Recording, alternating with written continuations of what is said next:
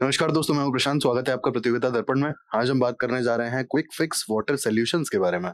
जी हाँ, down to earth का ये आप आर्टिकल देख सकते हैं। Can quick fix solutions address India's growing water woes. तो ये डिस्कशन इसी आर्टिकल के आसपास रहने वाला है। अब एक्चुअल में जो न्यूज है ना, इस आर्टिकल की जो बेसिक न्यूज है वो ये कहती है कि इंडिया का जो वाटर स्ट्रेस है ना, इंडिया में आप आए दिन देखेंगे कि कई सारे सिटीज में पानी की कमी देखने को मिलती है। ठीक है, इसके अलावा जो फ्रेश वाटर अवेलेबिलिटी है वो भी धीरे धीरे कम हो रही है।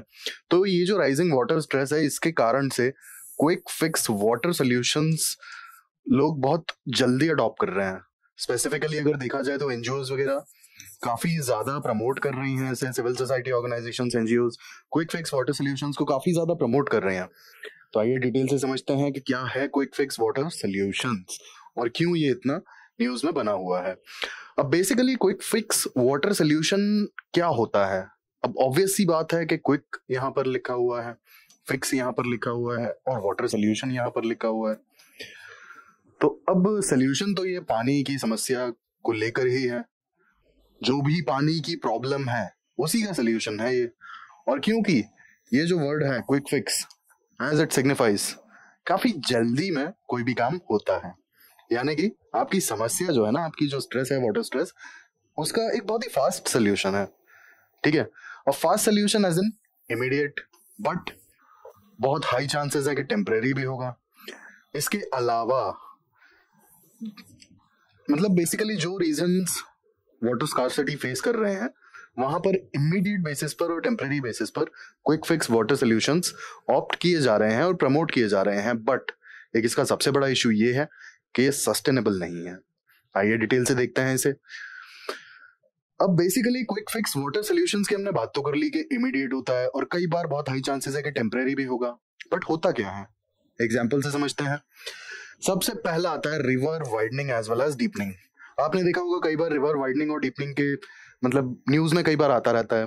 ठीक है, जैसे कहीं कहीं पे जेसीबी मशीन से, सपोज आपका रिवर का जो ये डेप्थ है, तो जेसीबी मशीन से इसे यहाँ तक नीचे ले आया जाएगा जिससे कि उसकी वाटर होल्डिंग कैपेसिटी बढ़ जाए, है ना। वाटर होल्डिंग कैपेसिटी बढ़ेगी तो क्या होगा कि थोड़ा सा एक्स्ट्रा टाइम मिल जाएगा इन्फिल्ट्रेशन के लिए। ठीक है, बेसिकली जो पानी परकोलेट कर जाता है ना एक्विफर्स तक, तो उसके लिए थोड़ा सा एक्स्ट्रा टाइम मिल जाएगा, तो उससे एक्विफर रिचार्ज के चांसेस बढ़ जाएंगे। दूसरा, फ्लड्स थोड़ा सा कंट्रोल हो जाएंगे अगर आप रिवर की वाटर होल्डिंग कैपेसिटी बढ़ा देंगे तो। इसके अलावा वाइडनिंग, ठीक है, रिवर्स की जहां जहां पे सेटलमेंट्स वगैरह नहीं है वहां वाइडनिंग बढ़ा दी जाती है। At the end consequence water holding capacity बढ़ जाएगी। तो आप देख रहे हैं काफी क्विक सोल्यूशन है। आपने होता है जेसीबी मशीन लगाया, महीने भर के अंदर होता है ना कि आपका रिवर का डेप्थ बढ़ जाएगा, वाइड हो जाएगी। Secondly, rain water harvesting. अब रेन वाटर हार्वेस्टिंग सीधी बात है कि जो पानी से, बारिश से जो पानी हमें मिल रहा है, बेसिकली उस पानी को हमें यूटिलाइज करना है, उसे यूज करना है, बाकी चीजों के लिए यूज करना है, as well as ground aquifer recharge के लिए उसे यूज करना है ना। तो रेन वाटर हार्वेस्टिंग के सिस्टम्स आपने देखा होगा बहुत ज्यादा कॉमन होते जा रहे हैं और लोग काफी ज्यादा प्रमोट कर रहे हैं इसे। Then tree plantation along rivers bank. मतलब बेसिकली इसका जो रीजन दिया जाता है कि सॉइल इरोजन को कर्ब करेगा, दैट्स व्हाई।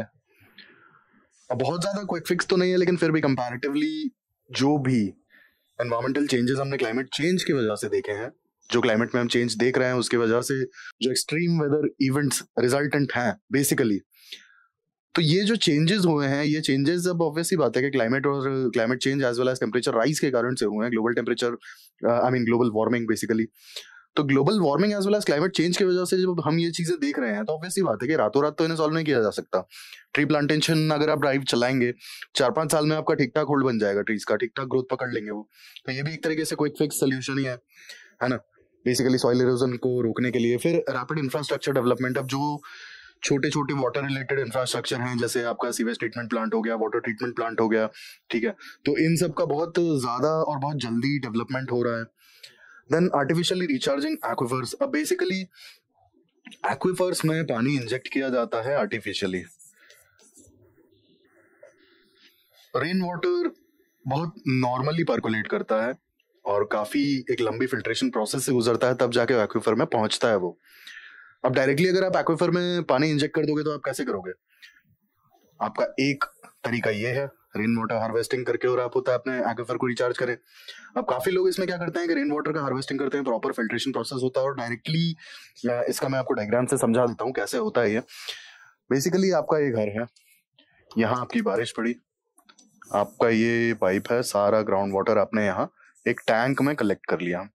आपने इस टैंक में पानी सारा कलेक्ट किया, यहाँ से एक और टैंक कनेक्टेड है।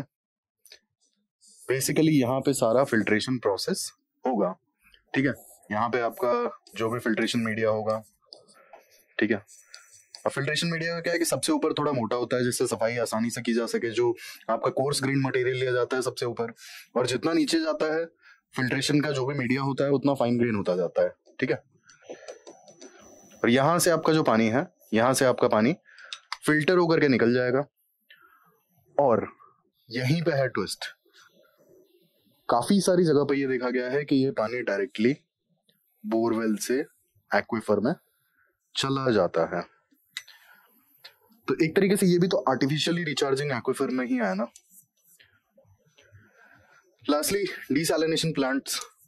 अब डीसैलिनेशन प्लांट जहां भी पानी की कमी है, बेसिकली क्विक फिक्स सॉल्यूशंस हैं क्या, जहां पर भी पानी की कमी है वहां पानी की कमी को हैंडल करने के लिए, एड्रेस करने के लिए आपके सॉल्यूशंस हैं। अब स्पेसिफिकली आप कोस्टल एरियाज में देखेंगे डीसैलिनेशन प्लांट्स आपको दिख जाएंगे। रीजन बीइंग ग्राउंड वाटर है नहीं, और अगर है भी तो काफी खारा पानी है ना। ये कह सकते हैं कि kind of salt water intruded the aquifers.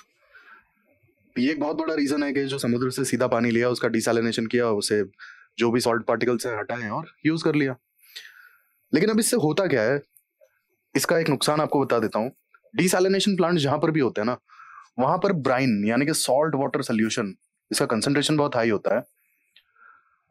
Bryan water जहां पर भी छोड़ा जाता है ना, वहां मरीन लाइफ जो है ना काफी ज्यादा अफेक्ट होती है। रीजन बीइंग सॉल्ट की कंसंट्रेशन बहुत ज्यादा हाई होती है, ठीक है।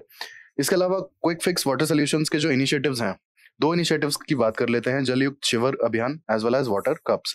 ये दोनों महाराष्ट्र में इनिशिएटिव्स चलाए गए थे। Civil society as well as government, ये गवर्नमेंट ने चलाया था, वाटर कप्स वो सिविल सोसाइटी ने चलाया था। बट यहाँ पे जो एनवायरमेंटलिस्ट था ना, उन्होंने काफी क्रिटिसाइज किया था कि आपका जैसे जलयुक्त शिविर अभियान है, इसमें river whitening, water river deepening और ये सारे स्टेप्स इसमें लिए गए थे। बट इसके जो कॉन्सिक्वेंसेज है ना, लॉन्ग टर्म कॉन्सिक्वेंसेज जो है ना, उसके बेसिस पे एनवायरमेंटलिस्ट ने इस चीज को काफी क्रिटिसाइज किया था कि इस तरीके के जो इनिशिएटिव्स है ना, वो सस्टेनेबल नहीं है, लॉन्ग टर्म रिजल्ट्स डिलीवर नहीं कर सकते। इसके साथ के साथ आप river widening as well as deepening आप कितना भी कर लीजिए, रिवर का जो कोर्स होता है ना, उस कोर्स में अगर आपने ज्यादा छेड़छाड़ की तो रिवर खुद से ही वो चीज बदल देगा। और इसके अलावा एक प्रॉब्लम और आता है, आप कितना भी डीप कर लीजिए, अगर आपका रिवर कोर्स एक सर्टेन पैटर्न फॉलो कर रहा है तो बहुत हाई चांसेस हैं कि उस पर्टिकुलर जगह पे आने वाले कुछ सालों में सिल्टिंग हो जाएगी। तो मतलब आपने जो मेहनत करके डेप्थ बढ़ाया है वो अपने आप दोबारा से बैलेंस आउट हो जाएगा, ठीक है। तो अब इसके चैलेंजेस की बात करेंगे हम कि क्या क्या चैलेंजेस फेस करने पड़ते हैं बेसिकली, ठीक है, और क्यों एनवायरमेंटलिस्ट इस चीज के अगेंस्ट में है कि quick fix water solutions are not sustainable और ये लॉन्ग टर्म रिजल्ट्स प्रोवाइड करने में केपेबल नहीं है। ये काफी बड़ा रीजन है। सबसे पहले आता है एनवायरमेंटल इम्पैक्ट्स। जैसा कि मैंने आपको बताया कि सिल्टिंग हो जाती है, ठीक है। आप अगर रिवर डीपनिंग की कोशिश करेंगे तो बहुत हाई चांसेस है, रिवर कोर्स अगर सही से फॉलो कर रहा है तो वहां पर सिल्टिंग होनी ही होनी है, ठीक है। कनाल्स में यार हो जाती है सिल्टिंग वगैरह, तो डिसिल्टेशन का काम कराना पड़ता है कनाल्स में कई बार। तो आप सोचिए कि कैसे पॉसिबल है कि रिवर डीपनिंग अगर आपने किया तो वहां सिल्टिंग नहीं होगा। इसके अलावा और काफी सारे एनवायरमेंटल इम्पैक्ट्स देखने को मिलते हैं, जैसे जो डीसैलिनेशन प्लांट्स हैं, तो वहां पे जब ब्राइन सोल्यूशन जो है ना, बहुत हाई कंसंट्रेशन वाला सॉल्ट वाटर, जब इसे रिलीज करते हैं ना डीसैलिनेशन प्लांट्स, तो उस पर्टिकुलर जगह पर मैरीन लाइफ काफी ज्यादा अफेक्ट होती है। रीजन बीइंग सॉल्ट कंसंट्रेशन बहुत हाई होता है ब्राइन का। तो एनवायरमेंटल इम्पैक्ट्स के बाद आर्टिफिशियली अगर एक्वीफर्स को रिचार्ज करेंगे तो हम कहीं ना कहीं जो भी नेचुरल प्रोसेसेस हैं उनके साथ में छेड़छाड़ कर रहे हैं, क्या वो सस्टेनेबल होंगे? ये एक बहुत बड़ा रीजन आता है। दूसरा, जितने भी ये क्विक फिक्स वाटर सॉल्यूशंस है ना, ये कहीं ना कहीं प्रॉपर कम्युनिटी एंगेजमेंट नहीं देख पाते हैं। रीजन बीइंग जो सिविल सोसाइटी ऑर्गेनाइजेशंस होती है ना, या फिर जो एनजीओज होती हैं, वो काफी तेजी से ये काम कराती है।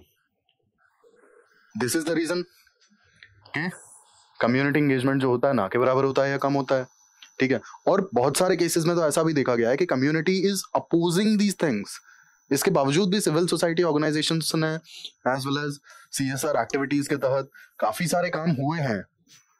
Many like quick fix solutions have been undertaken under CSR activities as well as by civil society organizations.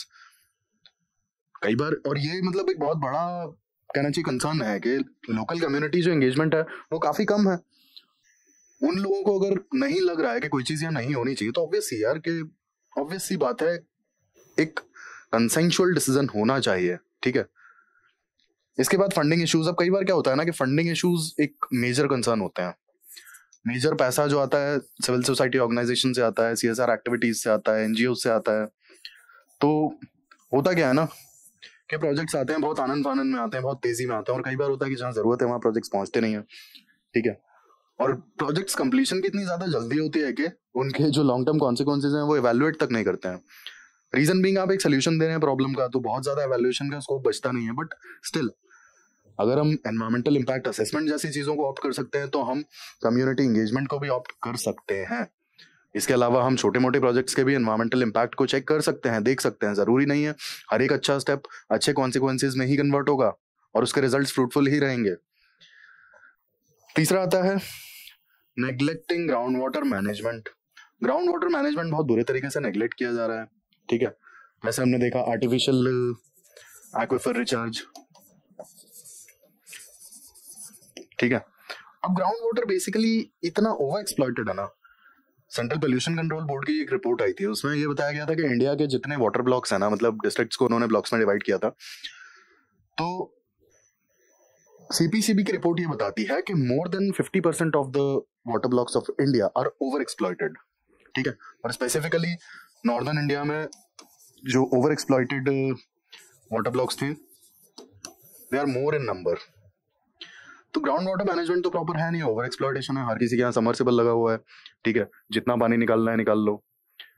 तो ग्राउंड वाटर मैनेजमेंट क्यों जरूरी है, इसका रीजन अगर आप पूछेंगे तो सबसे बड़ा रीजन है इसका जकार्ता, ठीक है। इंडोनेशियन कैपिटल इज सिंकिंग, इसका सबसे बड़ा रीजन है ग्राउंड वाटर ओवर एक्सप्लॉइटेशन।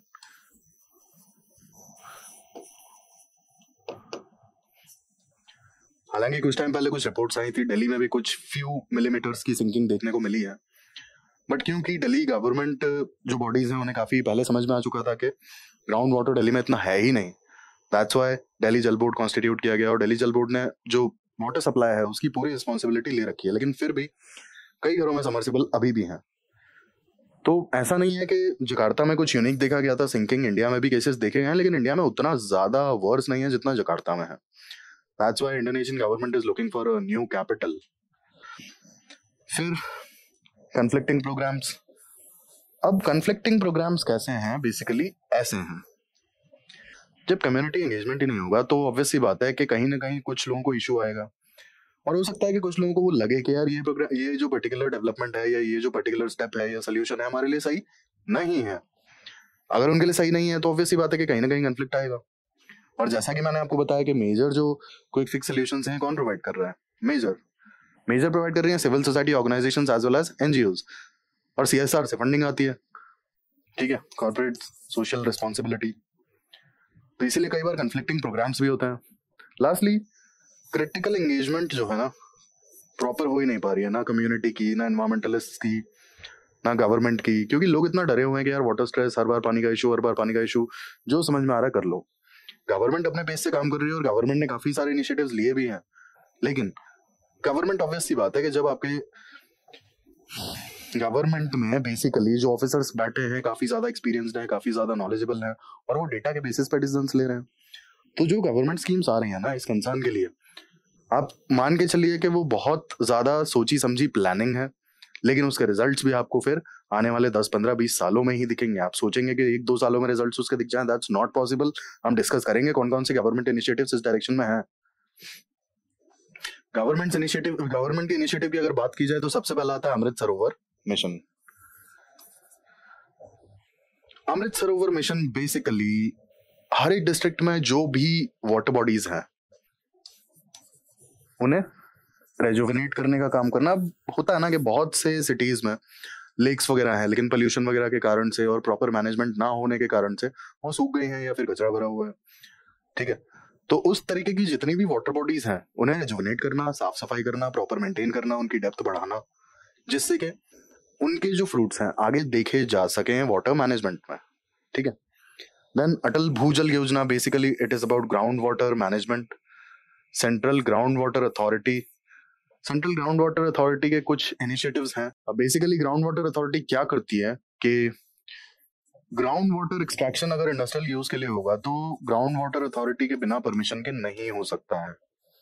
वो आप खुद सोचिए, जहाँ पे मास लेवल पे बहुत ज्यादा बड़ी क्वांटिटी में पानी चाहिए वहां बिना परमिशन के कोई पानी निकाल ही नहीं सकता। तो ऑब्वियस सी बात है कि हो गया ग्राउंड वाटर मैनेजमेंट, और ये जरूरी भी है ना। Then lastly national aquifer mapping programme, aquifers जो है बेसिकली उनकी मैपिंग की जाएगी और देखा जाएगा कौन कौन सा एक्विफर्स जो है ओवर एक्सप्लॉइटेड हैं, उनके रेजुविनेशन के लिए काम किया जाएगा। अब ये सारे जो इश्यूज है ना ये काफी ज्यादा रेलिवेंट है। ठीक है, क्विक फिक्स वाटर सोल्यूशंस और ये सारे जो इश्यूज हैं, और ये हम क्यों बात कर रहे हैं, क्योंकि ग्राउंड वाटर की जो सिचुएशन है ना इंडिया में, जैसा कि मैंने आपको बताया,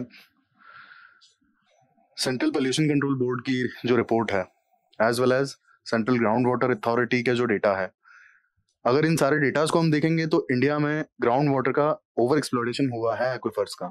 ठीक है, अब यहाँ पे हम रीसेंट एग्जांपल अगर देखें तो आप बैंगलोर का एग्जांपल देख लीजिए। बैंगलोर में पानी की थोड़ी सी प्रॉब्लम है। ठीक है, और एक बहुत बड़ा रीजन है इसका कि जो भी वेटलैंड्स हैं बेसिकली, जैसे आपका जो लेक्स वगैरह होती हैं जो सूख गई हैं, जहाँ पे कंस्ट्रक्शन हो गया, तो बेसिकली ये है क्या, ये एक्चुअल में एक स्पेस प्रोवाइड करता है ग्राउंड वाटर पर्कुलेशन के लिए।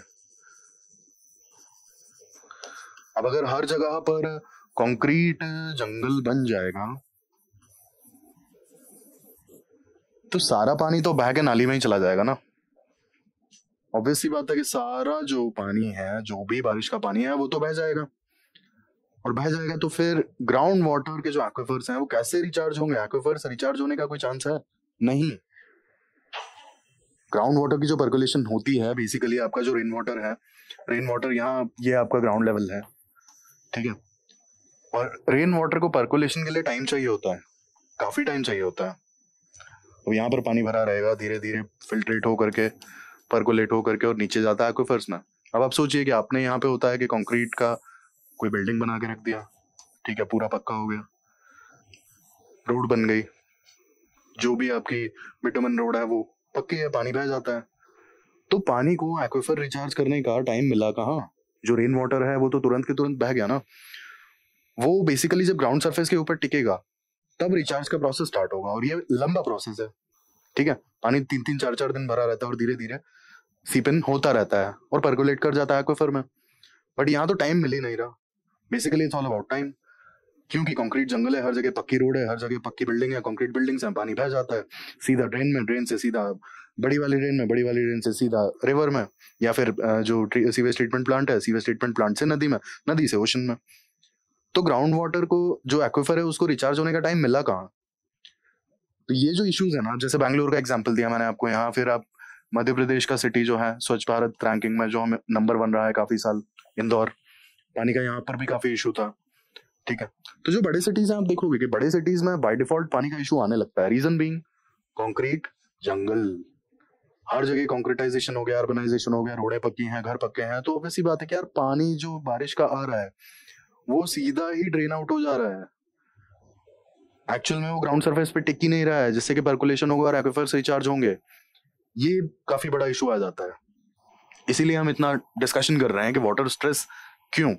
अगर आप सवाल पूछेंगे तो वाटर स्ट्रेस जो एक्चुअल में वर्सन हुआ है, वाटर स्ट्रेस के वर्सन होने का सबसे बड़ा जो रीजन है वो तो एक्सट्रीम वेदर इवेंट्स हैं। ठीक है, क्लाइमेट चेंज है। क्लाइमेट चेंज की वजह से जो रेनफॉल पैटर्न है एक तो अनइवन हो गया है। ठीक है, अनइवन पैटर्न के अलावा एक इशू और देखने को मिलता है कि या तो बहुत ज्यादा हैवी रेन आ जाती है, या फिर बारिश आती नहीं है, ड्राई स्पेल इतने ज्यादा लंबे हैं। ठीक है, जैसे अगर सपोज 3 दिन बारिश होती है, फिर 5 दिन बारिश नहीं होती है, फिर 3 दिन बारिश होती है, तो ये जो 5 दिन है ना जो बारिश नहीं होती, इसी को हम ड्राई स्पेल कहते हैं। तो ड्राई स्पेल्स कई बार इतने ज्यादा लंबे हो जाते हैं, 10 दिन 15 दिन। आप देखोगे कि भाई IMD जो है डेटा प्रोवाइड करता है कि हाँ बारिश एवरेज होगी, बारिश अबव एवरेज होगी, बट आप एक चीज नोटिस करो, यहाँ पे ड्राई स्पेल्स का टाइम बढ़ता जा रहा है, ठीक है, और जो रेन कंसंट्रेटेड है ना वो काफी कम टाइम में कंसंट्रेटेड है। अब हैवी रेन आएगी तो ऑब्वियस सी बात है यार कि पानी बहेगा, बह जाएगा, वो नहीं रुकेगा, ग्राउंड वाटर एक्वीफर को रिचार्ज होने का टाइम नहीं मिलेगा, नदियों और तालाब में ठीक से पानी यूटिलाइज नहीं हो पाएगा। तो ये जो सारे इश्यूज है ना ये प्रॉब्लम क्रिएट कर रहे हैं। और ये हो क्यों रहा है? बेसिकली जो उसके कॉन्सिक्वेंसेज हैं वो कॉन्सिक्वेंसेज आज एक अच्छे लेवल पे दिख रहे हैं। अच्छे लेवल पे एज इन कि बहुत वर्स्ट लेवल पे दिख रहे हैं कि पानी की हर साल शॉर्टेज हो जाती है, ज्यादा से ज्यादा लोगों को परेशानी उठानी पड़ रही है वाटर शॉर्टेज की वजह से। ये होता पहले भी था, ठीक है, और ये शुरू क्यों हुआ था? क्योंकि कंक्रीट जंगल्स बहुत जल्दी से शुरू हो गए थे। जैसे जैसे अर्बनाइजेशन हुआ, हर चीज पक्की हुई, ग्राउंड वाटर का ओवर एक्सप्लॉयटेशन स्टार्ट हुआ, दैट्स इट। एक्वीफर रिचार्ज तो हो नहीं रहा है और जितना भी पानी है लोग धड़ल्ले से निकाले जा रहे हैं। सड़क पे लोग होता है ना कि अपनी गाड़ियां धो रहे हैं खड़े करके। मतलब मैंने छोटी सिटीज में ये तक देखा है लिटरली कि लोग अपना बकायदा सबमर्सिबल पंप ऑन करके और सड़क पे बीच में मतलब खड़ी कर लेंगे और अपनी बाइक और 4 व्हीलर और व्हाटएवर वो धुलाई करवाते हैं। कितना अल्टीमेट वेस्टेज होता है भाई पानी का उसमें। आप सोचिए कि जब एक्वीफर्स रिचार्ज नहीं हो रहे हैं और आप यूज किए जा रहे हैं पानी, तो एक सर्टेन टाइम पे तो आपको वाटर स्ट्रेस फेस करना पड़ेगा। तो जैसे ही एक्वीफर्स में जितना पानी था वो खत्म हुआ और लोगों को समझ में आया कि पानी की तो कमी है, रीजन पे कोई बात नहीं कर पा रहा था, ठीक है। अब जैसे अमृत सरोवर मिशन है, बेसिकली रीजन पे बात की, जो वाटर बॉडीज है उन्हें रिजुवनेट करेंगे। अब रिजुवनेट करेंगे तो ऑब्वियस सी बात है कि ग्राउंड वाटर मैनेजमेंट में टाइम लगेगा। 1 season, 2 season, 3 season, in fact 4 season भी लग सकते हैं। अटल भूजल योजना, एक्वीफर मैपिंग, अब ये सारे जो गवर्नमेंट इनिशिएटिव्स आप देखेंगे तो बहुत लंबा समय लगेगा इनके रिजल्ट्स देखने में। जो इनके फ्रूट्स हैं वो रीप करने में काफी टाइम लगेगा। ऐसा नहीं है कि आज आपने रिवर डीपनिंग किया या रिवर वाइडनिंग किया और बस जैसी बारिश हुई आपको रिजल्ट्स दिख गए। बात तो उसी पे कर रहे हैं ना हम, क्विक फिक्स सॉल्यूशंस पे। तो हमने उसके कॉन्सिक्वेंसेस भी देख लिए। अब वे फॉरवर्ड की अगर हम यहाँ पर बात करें तो सबसे पहले आता है सस्टेनेबल वाटर मैनेजमेंट स्ट्रैटेजीज। अब basically sustainable water management strategies क्यों? क्विक फिक्स वाटर सॉल्यूशंस का सबसे बड़ा इशू ही ये है कि वो सस्टेनेबल नहीं है। वो सस्टेनेबल नहीं है, ये सबसे बड़ा इशू है क्विक फिक्स वाटर सॉल्यूशंस का। और हमें सस्टेनेबल ऑप्शंस पे ही काम करना है, सस्टेनेबल स्ट्रैटेजीज हमारे पास होनी चाहिए, ठीक है। और क्योंकि हम basically long term as well as short term needs दोनों की बात कर रहे हैं ना, long term as well as short term needs दोनों की बात हो रही है। अब ऐसा तो है नहीं कि हम सिर्फ और सिर्फ शॉर्ट टर्म नीड्स की बात कर रहे हैं। और क्विक फिक्स सॉल्यूशन में अगर आप पर्टिकुलरली देखेंगे तो शॉर्ट टर्म नीड्स पे तो ज्यादा फोकस किया जा रहा है, लॉन्ग टर्म नीड्स की बात नहीं की जा रही और ना उसे समझा जा रहा है ठीक से, ठीक है। You have to understand that quick fix solutions are not sustainable. That's why they won't be able to deliver about long term needs. मतलब long term needs हमारी fulfill नहीं होने वाली हैं quick fix solutions से। ये एक बहुत बड़ा इशू है जो समझने वाली बात है। तो इसीलिए यहाँ पे जरूरी क्या है? Sustainable water management strategies.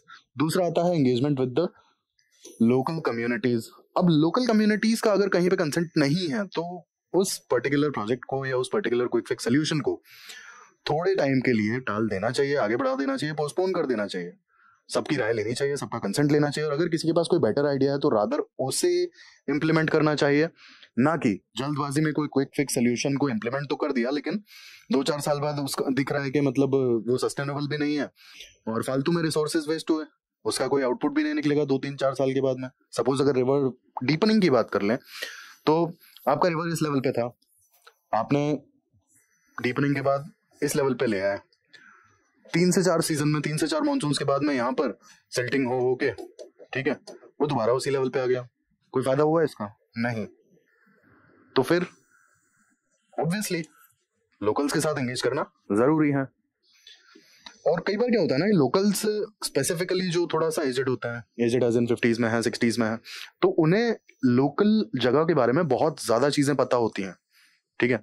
कोई एनजीओ का बंदा है, कोई सिविल सोसाइटी का बंदा है, शायद हो सकता है किताबी नॉलेज होगी उसके पास, लेकिन प्रैक्टिकली किसी जगह को वो उतना अच्छे से नहीं जानता होगा जितना एक लोकल बंदा जानता होगा, who is in like 40s और 50s। जिस बंदे ने 40-50 साल वहां गुजारे हैं उसे ज्यादा नॉलेज होगी ना, ऑब्वियस सी बात है। तो उन्हें एंगेज करना ज्यादा जरूरी हो जाता है। इसके बाद इंफ्रास्ट्रक्चर इन्वेस्टमेंट्स।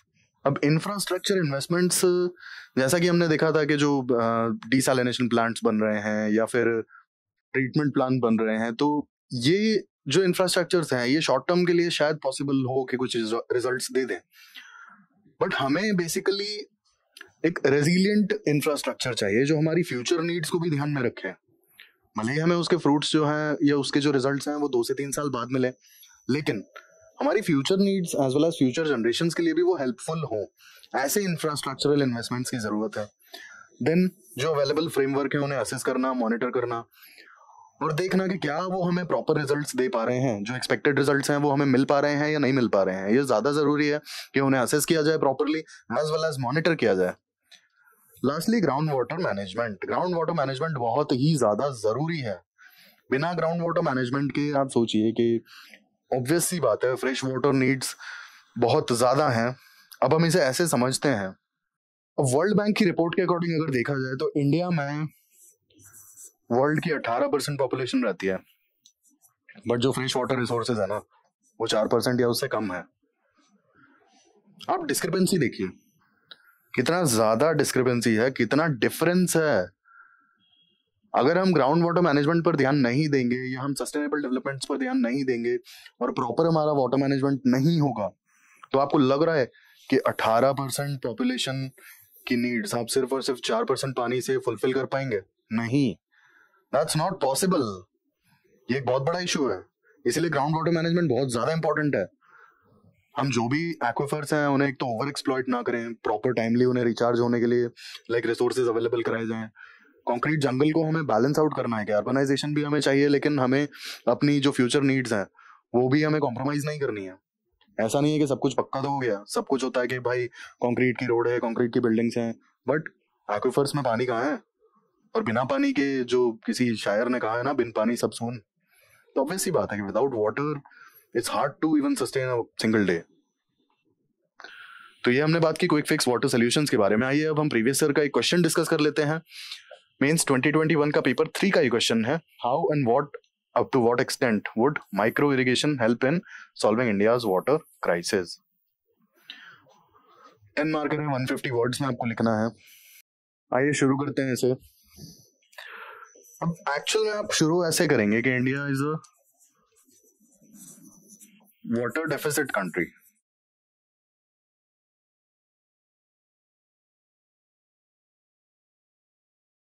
यह है आपका इंट्रो।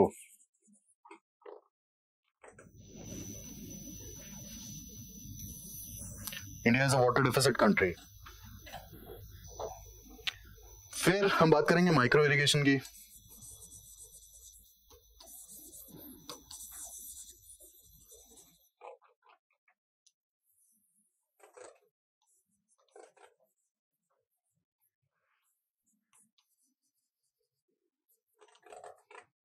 इसमें 2 पार्ट्स होंगे, what and how. It is a modern method of irrigation.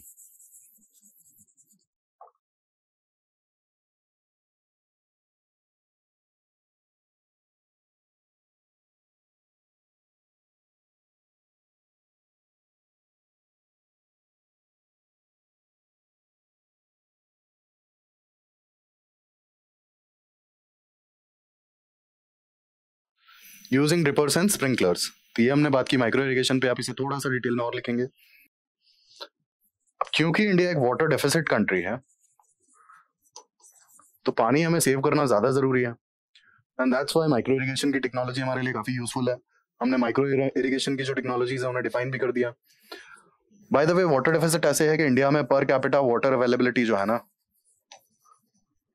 It is less than 1700 kilolitres. This is the reason कि India is a water deficit country. अब यहां पर मेन कीवर्ड क्या है? Solving India's water crisis. तो हमें सीधी बात है कि इसके जो बेनिफिट्स हैं उन पर बात करनी है। Benefits of micro irrigation.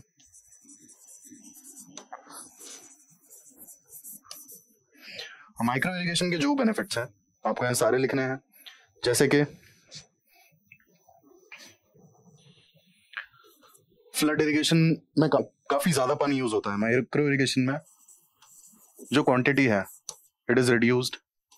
Secondly, efficient delivery of fertilisers as well as nutrients, क्योंकि डायरेक्टली आप रूट्स पे डिलीवर कर रहे हैं।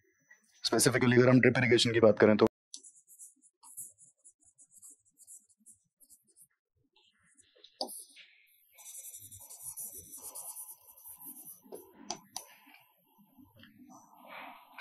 अब बेसिकली होता क्या है, ये कैसे होगा? फ्लड इरिगेशन में क्या होता था कि फ्लड इरिगेशन में fertiliser as well as nutrients used to wash away, ये एक बहुत बड़ा इशू था। इसके अलावा आप 2 पॉइंट्स पे और बात करेंगे। सॉइल इरोजन को प्रिवेंट करने में हेल्प करता है काफी ज्यादा माइक्रो इरिगेशन, रीजन बीइंग कि फ्लड इरिगेशन में सॉइल इरोजन हो जाता है। लास्टली एक और बेनिफिट है इसका, ground levelling not required.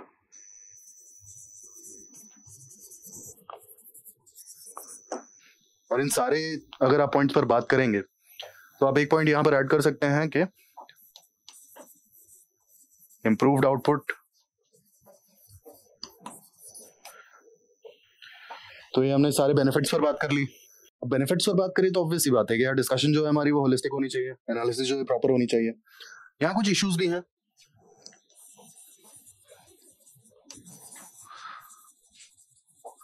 Micro irrigation के क्या इश्यूज हैं? First issue, higher cost.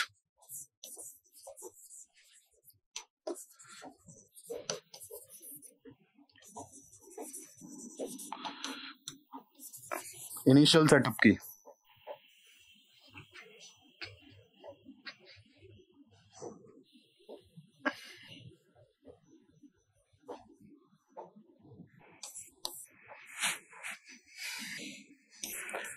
Second issue is higher maintenance.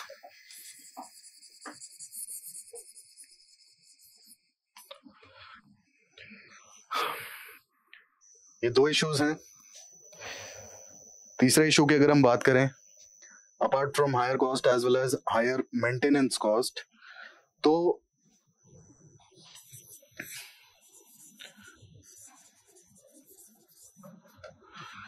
वो है कि इलेक्ट्रिसिटी कंजम्पशन ठीक ठाक हो जाता है और इलेक्ट्रिसिटी की अवेलेबिलिटी।